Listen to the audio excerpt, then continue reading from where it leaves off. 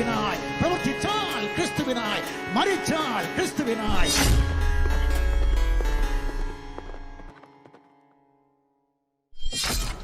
മരണത്തെ ജയിച്ചുയർത്തെഴുന്നേറ്റ് സ്വർഗാതിസ്വർഗത്തിൽ വാഴുന്ന കർത്താവായ യേശു ക്രിസ്തുവിന്റെ നിസ്തുലമായ നാമത്തിൽ ഞങ്ങളെ കേൾക്കുന്ന എല്ലാവർക്കും സ്നേഹവന്ദനങ്ങൾ. ട്രൂത്ത് ഫൈറ്റേഴ്സ് എന്ന ഈ യൂട്യൂബ് ചാനൽ തുടങ്ങിയ കാലം മുതലേ പലരും റിപ്പോർട്ട് അടിക്കുന്നുണ്ടെങ്കിലും കഴിഞ്ഞ ചില മാസങ്ങളായി അതിന്റെ അളവ് വളരെയധികം കൂടിയിരിക്കുകയാണ്. ഞങ്ങൾ ഷോർട്സ് വീഡിയോകൾ ഇറക്കാൻ തുടങ്ങിയതോടെയാണ് ചാനലിനെ റിപ്പോർട്ട് അടിക്കുന്നവരുടെ എണ്ണം കൂടിയിരിക്കുന്നത്. ചാനലിനെ ബാൻ ചെയ്യിപ്പിക്കാൻ വേണ്ടിയാണ് റിപ്പോർട്ട് അടിക്കുന്നത്. അവർ വിചാരിച്ചത് മാസ് റിപ്പോർട്ടിംഗ് നടത്തിയാൽ ചാനൽ പൂട്ടിപ്പോകുമെന്നാണ്. പക്ഷെ അവരുടെ ആ സ്വപ്നം ഫലിച്ചില്ല. ചാനൽ പൂട്ടിപ്പോകുന്നില്ല എന്ന് കണ്ടപ്പോൾ അവരിപ്പോൾ വേറൊരു തന്ത്രമാണ് പുറത്തെടുത്തിരിക്കുന്നത്. വീഡിയോകളെല്ലാം റിപ്പോർട്ട് ചെയ്യാൻ തുടങ്ങി. വീഡിയോകൾക്കെതിരെ മാസ് റിപ്പോർട്ടിംഗ് വരുമ്പോൾ ചാനൽ ആ വീഡിയോയുടെ മോണിറ്റൈസേഷൻ ലിമിറ്റ് ചെയ്യും. അതായത് പിന്നെ ആ വീഡിയോയിൽ നിന്ന് വരുമാനം ഉണ്ടാകില്ല. ഇത് ഞങ്ങളുടെ കാര്യം മാത്രമല്ല, ഞാൻ അന്വേഷിച്ചപ്പോൾ ഇസ്ലാമിക വിഷയത്തിൽ വീഡിയോകൾ പോസ്റ്റ് ചെയ്യുന്ന ഒരുമാതിരി എല്ലാ ചാനലുകാരും നേരിടുന്ന ഒരു പ്രശ്നമാണിത്. മോണിറ്റൈസേഷൻ ലിമിറ്റ് ചെയ്യുന്നതിനെതിരെ നമുക്ക് റിക്വസ്റ്റ് കൊടുക്കാനുള്ള ഓപ്ഷൻ ഉണ്ട്. അപ്പോൾ നമ്മൾ റിക്വസ്റ്റ് കൊടുത്തു കഴിയുമ്പോൾ 7 ദിവസത്തിനുള്ളിൽ അത് പരിശോധിച്ച് നോക്കി നമ്മുടെ റിക്വസ്റ്റിൽ കഴമ്പുണ്ടെന്ന് കണ്ടാൽ മോണിറ്റൈസേഷൻ ലിമിറ്റ് ചെയ്തിരിക്കുന്നത് യൂട്യൂബ് മാറ്റും. ഇനി നിങ്ങൾക്ക് അത് മോണിറ്റൈസേഷൻ ഓക്കെയാണ് എന്ന് പറഞ്ഞുകൊണ്ട് നമുക്ക് മെസ്സേജ് ഒക്കെ വരും. ട്രൂത്ത് ഫൈറ്റേഴ്സിന്റെ ചാനലിലെ വീഡിയോകൾക്ക് റിക്വസ്റ്റ് റിവ്യൂ കൊടുത്തിട്ട് അവർ മോണിറ്റൈസേഷൻ ലിമിറ്റ് മാറ്റി തന്നതായി അറിയിച്ചുകൊണ്ട് ഞങ്ങൾക്ക് അവർ അയച്ചിരിക്കുന്ന യൂട്യൂബ് അയച്ചിരിക്കുന്ന മെയിലുകളാണ് നിങ്ങൾ ഈ കാണുന്നത്. പക്ഷെ ഇതുകൊണ്ട് വലിയ ഗുണമൊന്നും കിട്ടുകയില്ല. കാരണം അപ്പോഴേക്കും ആ വീഡിയോ കാണാനുള്ളവരെല്ലാം കണ്ടു കഴിഞ്ഞിട്ടുണ്ടാവും. ഓരോ ചാനലിനും അതിൻ്റെതായ സ്ഥിരം പ്രേക്ഷകരുണ്ട്. ആദ്യത്തെ 4-5 ദിവസം കൊണ്ട് തന്നെ ആ സ്ഥിരം പ്രേക്ഷകരെല്ലാം വീഡിയോ കണ്ടു കഴിഞ്ഞിട്ടുണ്ടാവും. പിന്നീട് ആ വീഡിയോയ്ക്ക് അധികം വ്യൂവേഴ്സ് ഉണ്ടാകില്ല.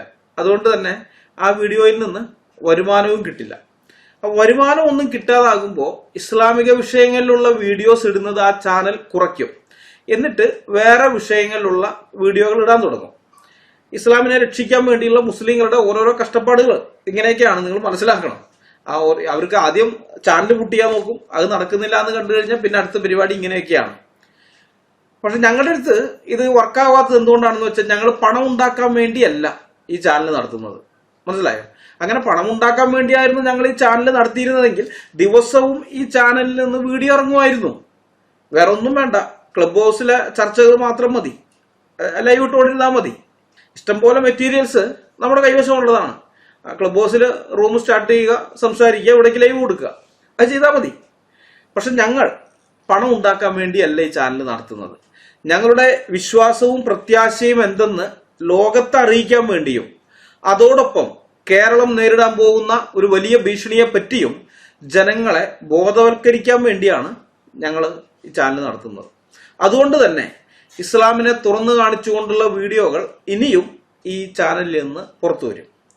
ദൈവം അനുവദിക്കുന്ന കാലത്തോളം അതങ്ങനെ തന്നെ മുന്നോട്ട് പോവുകയും ചെയ്യും. ഇതിപ്പോ പറയാനുള്ള കാരണം എന്താണെന്ന് വെച്ചാൽ കഴിഞ്ഞ ഒരാഴ്ചയായിട്ട് ഈ ട്രൂത്ത് ഫൈറ്റേഴ്സ് ചാനലിന് സ്ട്രൈക്ക് കിട്ടിയിരിക്കുകയാണ്. ബംഗ്ലാദേശിൽ നടന്നുകൊണ്ടിരിക്കുന്ന ഇസ്ലാമിക ജിഹാദിൽ അവിടുത്തെ ഹിന്ദുക്കളോട് ബംഗ്ലാദേശി മുസ്ലിങ്ങൾ കാട്ടിക്കൂട്ടുന്ന ക്രൂരതകളുടെ വാർത്തകൾ റിപ്പോർട്ട് ചെയ്യാൻ മലയാളത്തിലെ മാധ്യമങ്ങൾക്ക് നട്ടെല്ലില്ല എന്നുള്ള കാര്യം നമ്മൾ കണ്ടതാണല്ലോ. പ്രതിസ്ഥാനത്ത് നിൽക്കുന്നത് ഇസ്ലാം മതമാണെങ്കിൽ എത്ര വാർത്താ പ്രാധാന്യമുള്ള വിഷയമാണെങ്കിലും കേരളത്തിലെ മാപ്രകൾ അത് മുക്കിക്കളയും. മാധ്യമങ്ങൾക്ക് വേണ്ടത് പരസ്യദാതാക്കളെയാണ്. ഇന്ന് കേരളത്തിൽ വലിയ കച്ചവട സ്ഥാപനങ്ങൾ ഉള്ളത് സാമുദായിക അടിസ്ഥാനത്തിൽ നോക്കിയാൽ മുസ്ലിം സമൂഹത്തിലാണെന്ന് കാണാം. മലബാർ ഗോൾഡും മൈജിയും ലുലുവും ബിസ്മിയും തുടങ്ങി മുസ്ലിങ്ങളാൽ നടത്തപ്പെടുന്ന സ്ഥാപനങ്ങൾ മലയാള മാധ്യമങ്ങളുടെ ഫ്രണ്ട് പേജിൽ മുഴുനീള പരസ്യങ്ങളാണ് കൊടുക്കുന്നത്. ആ പരസ്യ വരുമാനം വേണ്ടെന്ന് വെക്കാൻ ധൈര്യമുള്ള ഏത് മാധ്യമ സ്ഥാപനമാണ് കേരളത്തിലുള്ളത്? ഏതാ? ഒന്നുമില്ല. മാത്രമല്ല ഇവിടുത്തെ ഇടതനും വലതനും മുസ്ലിം പ്രീണനത്തിന്റെ ആശാന്മാരാണ്. മുസ്ലിങ്ങളെ പ്രീണിപ്പിക്കുന്ന കാര്യത്തിൽ രണ്ടു കൂട്ടരും മത്സരമാണ്. ഇതിൽ ആര് ഭരണത്തിൽ വന്നാലും അവർ ഇസ്ലാമിന് വേണ്ടിയേ നിൽക്കൂ. ഇസ്ലാമിക പ്രീണനം നടത്തുന്നതിൽ ദത്തശ്രദ്ധരായിരിക്കുന്ന ഗവൺമെന്റ് ഭരിച്ചുകൊണ്ടിരിക്കുമ്പോൾ ഏത് മാധ്യമ പ്രവർത്തകനാണ് ഇസ്ലാമിന് പൊള്ളുന്ന വാർത്തകൾ കൊടുക്കാൻ ധൈര്യം ഉണ്ടാവുക? മാത്രമല്ല ഇന്ന് കേരളത്തിൽ ഇസ്ലാമിന് ഒരു പ്രിവിലേജ് ഉണ്ട്. നിങ്ങൾ സംസാരിച്ചാൽ, ഇസ്ലാമിനെതിരെ നിങ്ങൾ സംസാരിച്ചാൽ നിങ്ങൾക്ക് സംഘിച്ചാപ്പ് കിട്ടും. ആ ചാപ്പയടിക്കുന്നത് മുസ്ലിങ്ങൾ മാത്രമല്ല, അന്തം കമ്മികളും കൊങ്ങികളും നിങ്ങൾക്ക് സംഘിച്ചാപ്പ കുത്തിത്തരും. മതേതരത്വം പറഞ്ഞു നടക്കുന്ന നിങ്ങളുടെ അയൽക്കാരനായ ലിബറൽ ക്രിസ്ത്യാനിയും ലിബറൽ ഹിന്ദുവും നിങ്ങൾക്ക് സംഘിച്ചാപ്പ് കുത്തിത്തരുന്നതിൽ മത്സരിക്കും. മാധ്യമ ലോകത്തും ഈ പ്രവണതയുണ്ട്. ഇസ്ലാമിനെതിരായിട്ട് വാർത്ത കൊടുക്കുന്ന ഏതെങ്കിലും ഒരു മാധ്യമ പ്രവർത്തകനൊക്കെ വാർത്ത കൊടുത്തു കഴിഞ്ഞാൽ അവനെ മുസ്ലിങ്ങൾ മാത്രമല്ല ഈ പറഞ്ഞ കൂട്ടരെല്ലാം കമ്മികളും അതുപോലെ കൊങ്ങികളും പിന്നെ ഈ മതേതരന്മാരും ഇവരെല്ലാവരും കൂടി ചേർന്ന് സോഷ്യൽ ഓഡിറ്റിന് വിധേയമാക്കും. എന്നിട്ട് സംഘിച്ചാപ്പ് കുത്തി കൊടുക്കും അവർക്കെല്ലാം. അപ്പൊ ഇത് കാണുന്ന മറ്റു മാധ്യമ പ്രവർത്തകർ പിന്നെ മുസ്ലിങ്ങൾ കാണിക്കുന്ന കൊള്ളരുതായ്മകൾ റിപ്പോർട്ട് ചെയ്യാൻ ധൈര്യപ്പെടുമോ? വെറുതെ എന്തിനാ സംഘിച്ചാപ്പ് കിട്ടുന്നതെന്ന് വെച്ച് മിണ്ടാതിരിക്കും. ഇതൊക്കെ കൊണ്ടാണ് ബംഗ്ലാദേശിൽ മുസ്ലിങ്ങൾ നടത്തിക്കൊണ്ടിരിക്കുന്ന ജിഹാദ് കേരളത്തിലെ പത്രങ്ങളിൽ വാർത്താ പ്രാധാന്യമുള്ള വിഷയമായിട്ട് റിപ്പോർട്ട് ചെയ്യാത്തത്. മനസ്സിലായോ?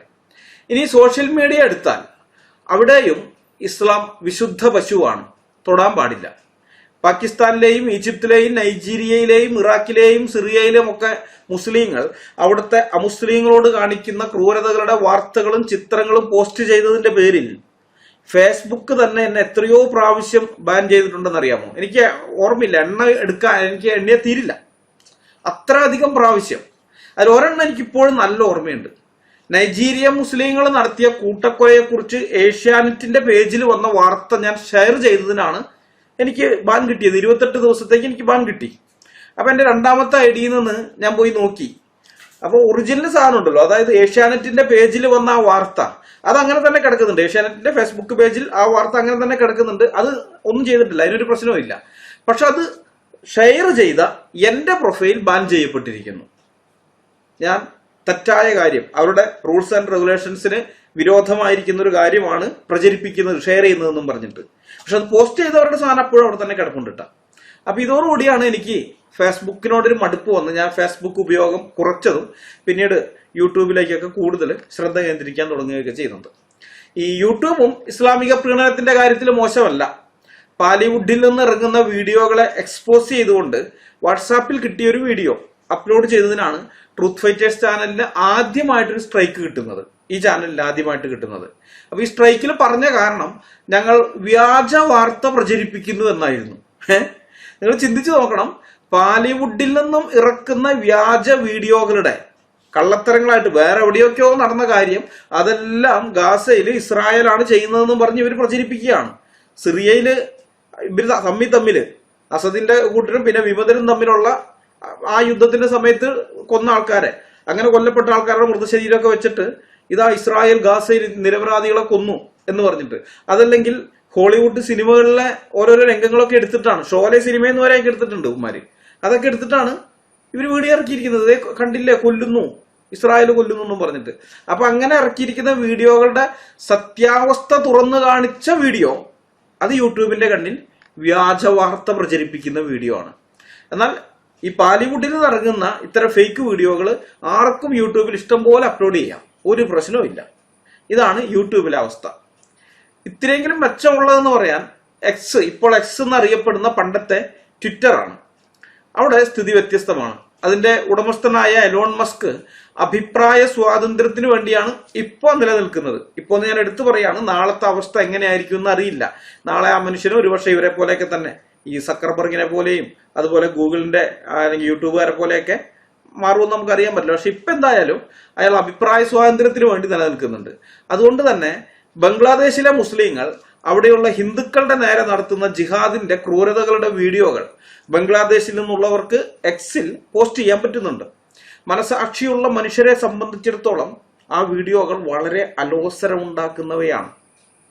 എക്സിൽ സെൻസറിങ് ഇല്ലാത്തതുകൊണ്ട് ജിഹാദിന്റെ എല്ലാ നൃശംസതകളും എല്ലാ ക്രൂരതകളും ആ വീഡിയോ ക്ലിപ്പുകളിൽ കാണാം. ബംഗ്ലാദേശ് മുസ്ലിങ്ങൾ അമുസ്ലിങ്ങളെ കൊല്ലുന്നതും കൂട്ടബലാത്സംഗം ചെയ്യുന്നതും കൊള്ളയടിക്കുന്നതും തട്ടിക്കൊണ്ടുപോകുന്നതും ഒക്കെ അങ്ങനെയുള്ള വീഡിയോകൾ ഇഷ്ടംപോലെ ഉണ്ട് എക്സില്. അതിലെനിക്ക് ഏറ്റവും അസ്വസ്ഥതയുണ്ടാക്കിയ ഒരു വീഡിയോ ഉണ്ട്. കൂട്ടബലാത്സംഗത്തിനിരയായ ഒരു ഹിന്ദു സ്ത്രീയെ ഒരു മുസൽമാൻ ബലാത്സംഗം ചെയ്തുകൊണ്ടിരിക്കുമ്പോൾ തന്നെ അവന് തൊട്ടു മുമ്പ് ബലാത്സംഗം ചെയ്ത് കഴിഞ്ഞ മുസ്ലിം ഉണ്ടല്ലോ, അവൻ അവിടെയുള്ള ഒരു ഇഷ്ടിക കൊണ്ട് ആ സ്ത്രീയുടെ തല അടിച്ച് തകർക്കുന്ന വീഡിയോ ആണ്. ആ പാവ സ്ത്രീയുടെ തല അവൻ അടിച്ചു തകർത്തുകൊണ്ടിരിക്കുമ്പോഴും ബലാത്സംഗം ചെയ്യുന്നവൻ നിർത്തുന്നില്ല. അവന്റെ പ്രവൃത്തി തുടർന്നുകൊണ്ടേയിരിക്കുകയാണ്. കുറച്ചു കഴിഞ്ഞപ്പോൾ ആ സ്ത്രീ മരിച്ചു. തലയ്ക്കിങ്ങനെ ഇഷ്ടം കൊണ്ട് തുടർച്ചയായി അടിയേറ്റിട്ട് ആ സ്ത്രീ മരിച്ചു. അവരുടെ പ്രതിഷേധവും എതിർപ്പുകളും ഒക്കെ നിന്നു, നിശ്ചലമായി. എന്നിട്ടും ആ റേപ്പ് ചെയ്യുന്നവനുണ്ടല്ല, അവനത് നിർത്തുന്നില്ല. അവൻ ആ ശവത്തെ ബലാത്സംഗം ചെയ്തുകൊണ്ടിരിക്കുകയാണ്. ജിഹാദിന്റെ ഭീകരത മനസ്സിലാക്കാൻ ഉതകുന്ന മറ്റു പല വീഡിയോകളും ഞാൻ കണ്ടെങ്കിലും ഈ വീഡിയോ പോലെ എന്നെ അസ്വസ്ഥതപ്പെടുത്തിയ വേറെ വീഡിയോ ഇല്ല. അത് വളരെ ഷോക്കിംഗ് എന്നല്ല, അതിന് കുറച്ച് ദിവസത്തേക്ക് എനിക്ക് അങ്ങനെ ഒരു സ്വസ്ഥത ഇല്ലാത്ത വിധത്തിലായിരുന്നു അത്. ഈ ഗാസയെ ഷേവ് ചെയ്യൂ എന്നും പറഞ്ഞ് നിലവിളിക്കുന്നവരാരും തന്നെ ഈ ബംഗ്ലാദേശ് വിഷയത്തിൽ ഇരട്ടത്താപ്പ് കാണിക്കുന്നത് എന്തുകൊണ്ടാണെന്ന് ചോദിച്ചതിന് സോഷ്യൽ മീഡിയയിൽ എത്രയോ ആളുകളാണ് വിമർശിക്കപ്പെട്ടതെന്നറിയാമോ? പലസ്തീനിൽ നടക്കുന്ന ദുരിതങ്ങൾക്ക് വ്യക്തമായ കാരണമുണ്ട്. ഇസ്രായേലിനെ അങ്ങോട്ട് കയറി ആക്രമിച്ച് 1200-ലധികം ഇസ്രായേൽ പൗരന്മാരെ ഈ പലസ്തീൻ തീവ്രവാദികൾ കൊല്ലുകയും 250-ലധികം ഇസ്രായേലികളും അല്ലാത്തവരുമായ മനുഷ്യരെ, അവിടെ ജോലിയെടുക്കാനൊക്കെ പോയ ആളുകൾ, മറ്റു രാജ്യങ്ങളിൽ നിന്നൊക്കെ അവിടെ ജോലിയെടുക്കാൻ, കിബുട്സിലൊക്കെ ജോലിയെടുക്കാനൊക്കെ ചെന്ന ആളുകൾ, ഇസ്രായേലികളല്ലാത്തവരെ, ഇവരൊക്കെ തട്ടിക്കൊണ്ടുപോയി 250-ലധികം പേരെ തട്ടിക്കൊണ്ടുപോവുകയും ചെയ്തതിന്റെ അനന്തരഫലമായിട്ടാണ് അവിടെ യുദ്ധം ഉണ്ടായത്. മനസ്സിലായോ? കയ്യിലിരിപ്പ് കൊണ്ടാണ് അത് സംഭവിച്ചത്. എന്നാൽ ബംഗ്ലാദേശിലെ ഹിന്ദുക്കൾ എന്ത് തെറ്റാണ് ചെയ്തതെന്ന് ചോദിച്ചപ്പോൾ ചോദിക്കുന്നവനെ വംശീയവാദിയും വർഗീയവാദിയും വിഷം ചീറ്റുന്ന കൊടും ഭീകരനുമായിട്ടൊക്കെയാണ് ഇവർ മുദ്ര കുത്തുന്നത്. മലയാളത്തിലെ മുഖ്യധാരാ മാധ്യമങ്ങൾ ബംഗ്ലാദേശിൽ ഇപ്പോൾ നടക്കുന്ന ജിഹാദിനെ കുറിച്ച് യാതൊന്നും എഴുതുകയോ പറയുകയോ ചെയ്യില്ല എന്ന് നല്ല ഉറപ്പുള്ളത് കൊണ്ടാണ് ബംഗ്ലാദേശിൽ നിന്നുള്ള കുറച്ച് വീഡിയോ ക്ലിപ്പുകൾ ഞങ്ങളുടെ യൂട്യൂബ് ചാനലിൽ അപ്ലോഡ് ചെയ്യാൻ ഞങ്ങൾ തീരുമാനിച്ചത്. എക്സിൽ അപ്ലോഡ് ചെയ്തിരിക്കുന്ന വീഡിയോകളിൽ ബഹുഭൂരിപക്ഷവും ഒഴിവാക്കിയിട്ട് കണ്ടന്റ് വാണിങ്ങോ അല്ലെങ്കിൽ സ്ട്രൈക്കോ കിട്ടാൻ സാധ്യതയില്ലെന്ന് തോന്നുന്നവ മാത്രമാണ് ഞങ്ങൾ അപ്ലോഡ് ചെയ്തത്. ഞങ്ങൾക്ക് അപ്പോഴേ ഒരു സംശയം ഉണ്ടായിരുന്നു, ചാനലിന് സ്ട്രൈക്ക് കിട്ടാൻ സാധ്യതയുണ്ടോ എന്നൊരു സംശയം ഉണ്ടായിരുന്നു. ചിലപ്പോൾ പോകാനും, ചാനൽ നഷ്ടപ്പെട്ടു പോകാനും സാധ്യതയുണ്ട്. എന്നാലും വേണ്ടില്ല, ഈ സംഗതി പൊതുജനം അറിയണം എന്ന് ഞങ്ങൾക്ക് തോന്നി. 50,000-ന് മുകളിൽ സബ്സ്ക്രൈബേഴ്സ് ഉള്ള ഒരു യൂട്യൂബ് ചാനൽ നഷ്ടപ്പെട്ടു പോകുക എന്ന് പറയുന്നത് ദുഃഖകരമാണ്. ഞങ്ങളുടെ വിശ്വാസത്തെ ഡിഫെൻഡ് ചെയ്യാൻ വേണ്ടി മാത്രമല്ല, ഇസ്ലാമിന്റെ അപകടത്തെക്കുറിച്ച് ജനങ്ങളെ ബോധവൽക്കരണം നടത്താൻ വേണ്ടിയും കൂടിയാണ് ഞങ്ങൾ ഈ ചാനൽ തുടങ്ങിയത്. എന്നിട്ടിപ്പോ ഇസ്ലാമിന്റെ യഥാർത്ഥ മുഖം വെളിച്ചത്ത് കൊണ്ടുവരുവാൻ സഹായിക്കുന്ന കാര്യങ്ങൾ ഞങ്ങളുടെ കയ്യിൽ കിട്ടിയപ്പോ ചാനൽ നഷ്ടപ്പെടാതിരിക്കാൻ വേണ്ടി ഞങ്ങൾ ആ സത്യങ്ങൾ മൂടി വച്ചാൽ ഞങ്ങൾക്ക് പ്രതിബദ്ധതയുള്ളത് സത്യത്തോടല്ല ചാനലിനോടാണെന്ന് വരും. ദൈവമുമ്പാകെ ഞങ്ങൾ കുറ്റക്കാരായി തീരും.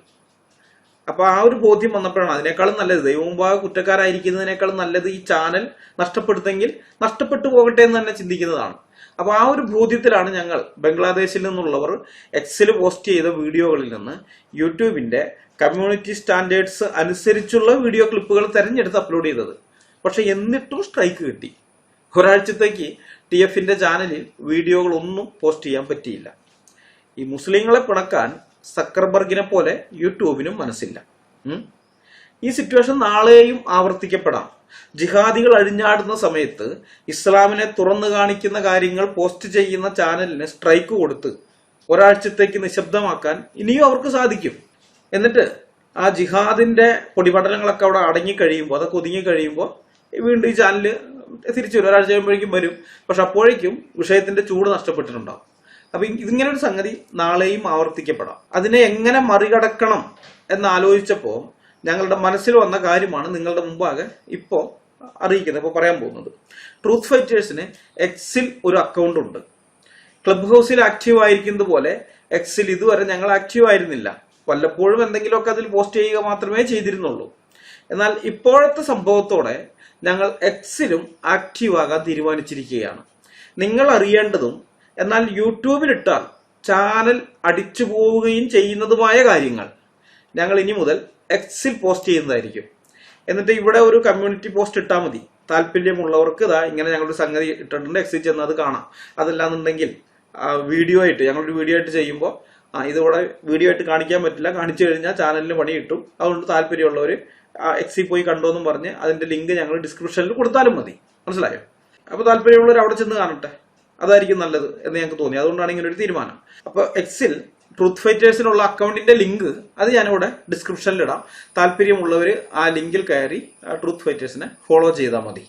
ബംഗ്ലാദേശിൽ മുസ്ലിങ്ങൾ ജിഹാദ് നടത്തിക്കൊണ്ടിരിക്കുന്ന സമയത്ത് സ്ട്രൈക്ക് കിട്ടിയ ഒരാഴ്ചത്തേക്ക് വീഡിയോ ഒന്നും പോസ്റ്റ് ചെയ്യാൻ പറ്റാതെ വന്നതുപോലെ ഭാവിയിൽ വരാതിരിക്കാൻ ഒരു സെക്കൻഡ് ചാനൽ കൂടി ഞങ്ങൾ നിങ്ങളെ പരിചയപ്പെടുത്തുകയാണ്. ആ ചാനലിന്റെ പേര് സത്യമാർഗം എന്നാണ്. വാസ്തവത്തിൽ ബൈബിൾ വിഷയങ്ങളിലുള്ള വീഡിയോകൾ മാത്രം അപ്ലോഡ് ചെയ്യാൻ വേണ്ടി ഉണ്ടാക്കിയ യൂട്യൂബ് ചാനലാണത്. ബിബ്ലിക്കൽ മെസ്സേജുകളും അതുപോലെ ബൈബിളിനെതിരെ ഉന്നയിക്കപ്പെടുന്ന ആരോപണങ്ങൾക്ക് മറുപടി വീഡിയോകളും മാത്രം ഇടാൻ വേണ്ടി തുടങ്ങിയ ചാനലാണ് സത്യമാർഗം എന്ന് പറയുന്നത്. എന്നാൽ ഇപ്പോൾ വന്നതുപോലെ ഒരു സാഹചര്യം എപ്പോൾ വേണമെങ്കിലും വരാനുള്ള സാധ്യത ഉള്ളതുകൊണ്ട് സത്യമാർഗം എന്ന ചാനലിനെ TFന്റെ ബാക്കപ്പ് ചാനലാക്കി മാറ്റിയിരിക്കുകയാണ്. ഭാവിയിൽ ഇതുപോലെ ട്രൂത്ത് ഫൈറ്റേഴ്സ് ചാനലിന് സ്ട്രൈക്ക് കിട്ടുകയോ അല്ലെങ്കിൽ മുമ്പിലത്തേതുപോലെ ചാനൽ നഷ്ടപ്പെടുകയോ ചെയ്താൽ പുതിയൊരു ചാനൽ ഉണ്ടാക്കിക്കൊണ്ടുവരാനുള്ള സമയം ലാഭിക്കാൻ വേണ്ടിയാണ് ഇങ്ങനെ ചെയ്യുന്നത്. ഞങ്ങളുടെ വീഡിയോകൾ തുടർന്നും കാണാൻ താല്പര്യമുള്ളവർ സത്യമാർഗം ചാനൽ കൂടി സബ്സ്ക്രൈബ് ചെയ്യുന്നത് നന്നായിരിക്കും. അതിന്റെ ലിങ്ക് ഞാൻ ഡിസ്ക്രിപ്ഷനിൽ ഇടാം. ഈ കേരള ജനത പ്രബുദ്ധരാണ് എന്നൊക്കെ രാഷ്ട്രീയക്കാരെ കൊണ്ടും സാംസ്കാരിക നായകളെ കൊണ്ടും പറയിപ്പിച്ച് മലയാളികളെ മണ്ടന്മാരാക്കി മാറ്റി മാറി നിന്ന് ചിരിക്കുകയാണ് ജിഹാദികൾ. സത്യം പറഞ്ഞാൽ മലയാളികൾ അത്ര പ്രബുദ്ധരൊന്നുമല്ല. ജിഹാദികൾ വിളമ്പിക്കൊടുക്കുന്നത് മാത്രമാണ് കേരളത്തിലെ രാഷ്ട്രീയക്കാരും സാംസ്കാരിക നായകളും പൊതുസമൂഹത്തിന്റെ മുമ്പാകെ ഛർദ്ദിച്ചു വെക്കുന്നത്. അവരുടെ ആ ഛർദ്ദിയാണ് ഭൂരിപക്ഷം മലയാളികളും സ്വീകരിക്കുന്നത്. അതിന്റെ അപ്പുറത്തേക്ക് കടന്ന് വസ്തുതകളെ വിശകലനം ചെയ്ത് കാര്യകാരണ സഹിതം വിഷയങ്ങളെ മനസ്സിലാക്കിയെടുക്കാനുള്ള കഴിവ് മലയാളികൾ എന്ന് നേടുന്നോ അന്ന് മാത്രമേ കേരളത്തിന്റെ ഭാവിയെക്കുറിച്ച് ശുഭപ്രതീക്ഷ വെച്ച് പുലർത്തുന്നതിൽ കാര്യമുള്ളൂ. മലയാളികൾ അങ്ങനെ മാറുന്നില്ലെങ്കിൽ നമ്മൾ വലിയ വില കൊടുക്കേണ്ടി വരും. അന്ന് എത്ര പശ്ചാത്തപിച്ചിട്ടും കരഞ്ഞിട്ട് യാതൊരു പ്രയോജനവും ഉണ്ടാവില്ല. മുസ്ലിങ്ങൾ ലോകത്തിന്റെ ഏതൊരു കോണിലും എന്ത് വൃത്തികേട് കാണിച്ചാലും ഈ രാഷ്ട്രീയക്കാരും സാംസ്കാരിക നായകളും ഒരക്ഷരം മിണ്ടുകയില്ല. എന്നാൽ എവിടെയെങ്കിലും ജിഹാദികൾക്ക് തിരിച്ചടി കിട്ടിയാൽ ആ നിമിഷം തന്നെ അവർ ജിഹാദികളെ സപ്പോർട്ട് ചെയ്യും. അയ്യോ മുസ്ലിം വേട്ട, മുസ്ലിം വേട്ട, മുസ്ലിങ്ങളെ കൊല്ലുന്നേ എന്നും പറഞ്ഞുകൊണ്ട് ഇപ്പൊ പലസ്തീനിലേക്ക് പോലെ അതാ അവർ ചെയ്യുക.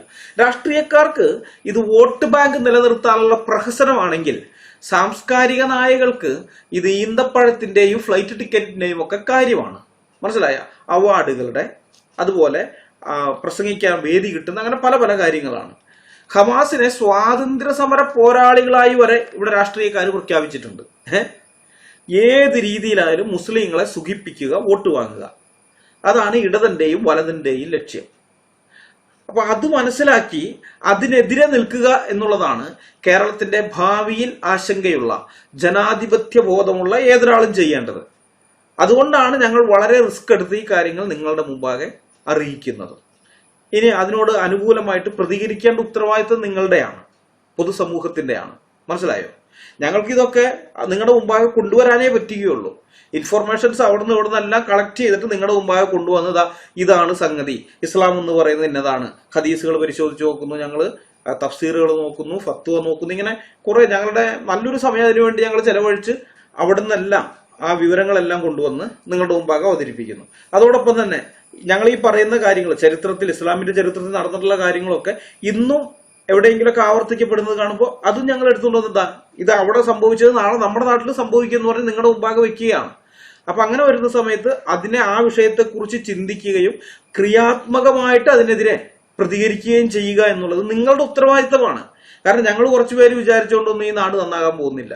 എല്ലാവരും ഒത്തൊരുമിച്ച് വിചാരിച്ചാല് ജിഹാദികളുടെ ഭീഷണിയിൽ നിന്ന് കേരളത്തിനെ രക്ഷിച്ചെടുക്കാൻ സാധിക്കുകയുള്ളൂ. അതുകൊണ്ടാണ് നിങ്ങൾക്കും ഇതിനകത്ത് ഉത്തരവാദിത്തമുണ്ട് എന്ന് ഞങ്ങൾ പറയുന്നത്. ഈ വീഡിയോ ഞങ്ങൾ ഇവിടെ അവസാനിപ്പിക്കുകയാണ്. അടുത്ത വീഡിയോയുമായി വരുന്നത് വരെ നമ്മളെല്ലാവരെയും കർത്താവായ യേശു ക്രിസ്തു കാത്തു സൂക്ഷിക്കുമാറാകട്ടെ. അവിടുത്തെ വിലയേറിയ നാമം മാത്രം എന്നും എന്നേക്കും വാഴ്ത്തപ്പെടട്ടെ. ആമേൻ.